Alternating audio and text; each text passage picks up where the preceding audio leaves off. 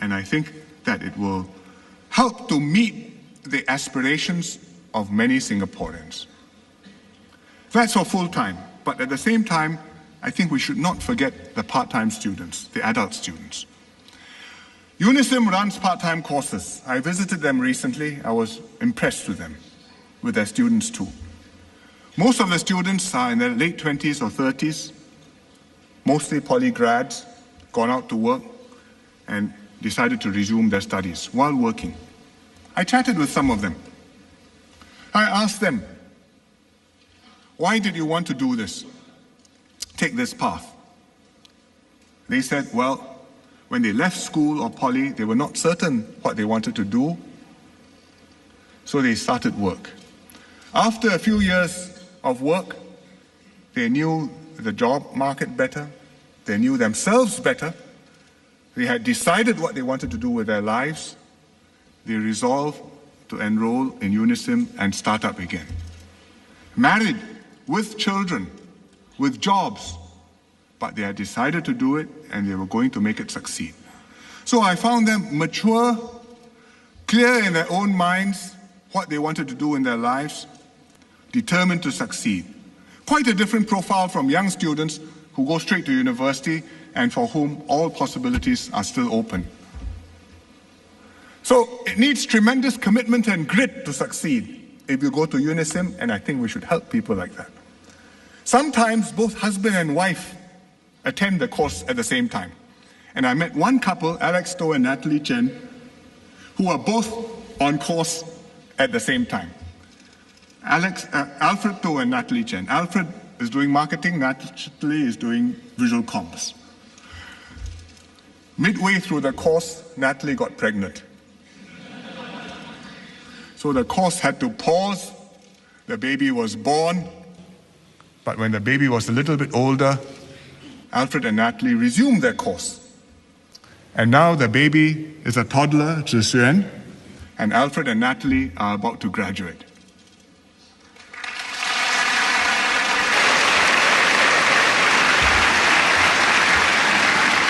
So I think they deserve our congratulations.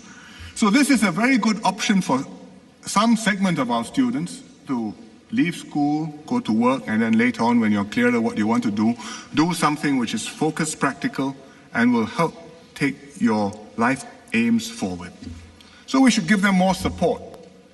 How? We'll make more part-time places available.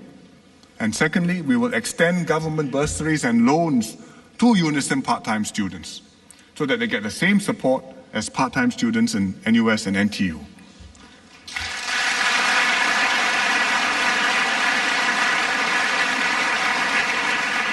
When I met the students, some of them asked me, says, can you allow us to take our CPF for education, just like people can for the full-time courses? I said, no, you're working, you have responsibilities, your CPF is for your house and your future. We will give you more support. I would prefer the government help you rather than you take from your CPF. And I think with the bursaries and with the loans and with the scholarships, this will help those who have some financial difficulty to achieve their ambitions and their aspirations.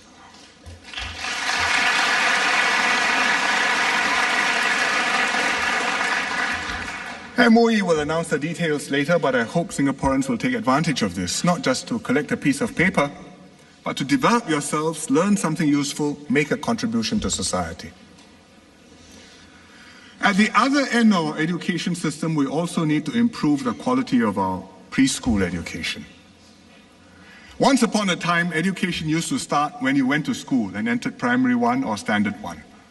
My mother's generation, it was like that, about 90 years ago now. She only learned to read when she went to school. And it wasn't because she was disadvantaged or deprived. It was the norm. That's how kids learned. And she never felt any loss, and she managed perfectly well in life. But when it came to my turn, she sent me at a young age to Nanyang Kindergarten to learn Mandarin. And that was 50 plus years ago. Times had changed by then, and times have changed even more now. Family structures have evolved. There are more nuclear families, just husband and wife and a fewer children, more dual-income parents, so fewer opportunities for the kids to socialize at home with grandparents, with elder siblings, with cousins. We now know how important the early years are for children's development. The brain is most receptive to learning certain things at that age, especially languages, sounds, grammar, pronunciation. It's an age where kids can gain confidence and curiosity about the world around them. What's that? Let's go and explore. Let's take a small risk, learn what is dangerous, what is not. It's also when kids should pick up positive behavior, social skills, and learning attitudes. When to queue up, take your turn, share. And so good preschool education will prepare students to enter primary one, and it will provide many long-term benefits later on in life, whether in terms of your career stability, in terms of not getting into trouble with drugs or with crime, in terms of your family stability when you get married. So today in Singapore, nearly 99%, nearly all children, in fact more than 99% of kids already attend preschool. There's a diverse mix of operators. Two key anchor operators, we call them AOPs. One is NTUC, the other one is a PAP Community Foundation. They are the anchor operators, they have just under half the total market, and many different private providers as well. The government provides financial support to make preschool affordable. And we also provide support to the anchor operators to raise their standards. We've been doing this for several years. We're making progress, but I think it's not enough, and we have to do more. I think we have to substantially raise the quality of preschool education for children aged 5 and 6 years old, especially the AOPs, the mass market anchor operators. And at the same time, we have to keep preschool affordable, especially to the middle and lower income households. Because if you're going to raise standards considerably, it's going to mean more resources, higher costs. You're going to recruit more teachers, even better quality teachers. It's going to cost money. And if you're going to do that without raising the cost to the parents and keeping it affordable, the government has to come in. Our objective is to level up all our students and make a positive difference to their development, especially the students from the disadvantaged homes. So the government will invest substantial resources in preschool education and play a more active role. First of all, we'll establish a new statutory board to oversee preschool education.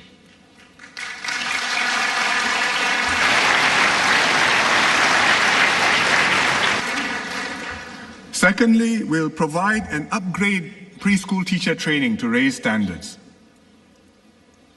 Thirdly, we'll bring in new anchor operators in addition to PCF and NTUC. And fourthly, we'll upgrade the anchor operators, the existing one as well as the new ones, so that they can improve the careers which they can offer the teachers, they can offer structured development opportunities for the staff, they can introduce creative learning methods for the students, but to raise the base, the quality of the mass market. And fifthly, we will pilot a few government-run preschool centers to test new concepts in kindergarten education.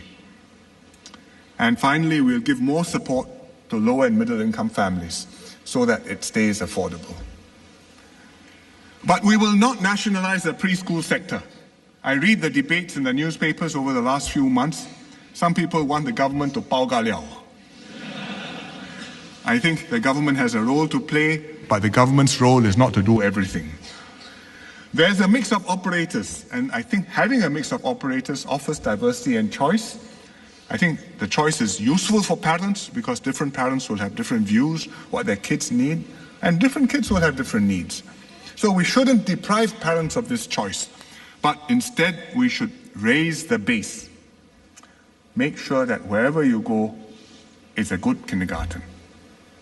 I've sketched out the broad outlines, but how exactly to do this? Well, MOE and MCYS will follow up on the matter. The transformation will take some time, but I'm confident that 5 to 7 years, we will be able to see results. But I would like to offer one caution to parents. Please let your children have their childhood.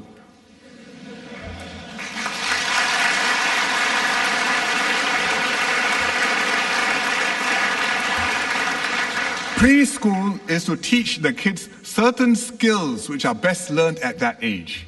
Language, social skills, basic motor skills.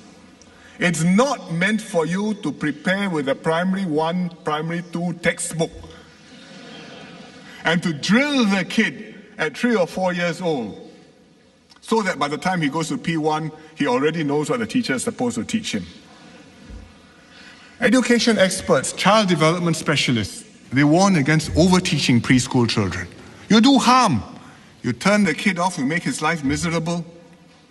Instead of growing up balanced and happy, he grows up narrow and neurotic. No homework is not a bad thing. It's good for young children to play and to learn through play. So please, I've heard of parents who send their children to 2 kindergartens.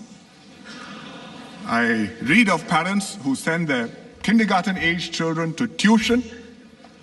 Please don't do that.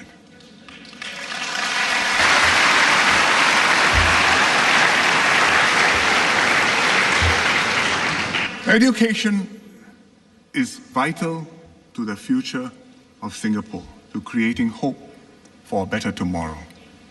And hope is essential to our future and to the Singapore story.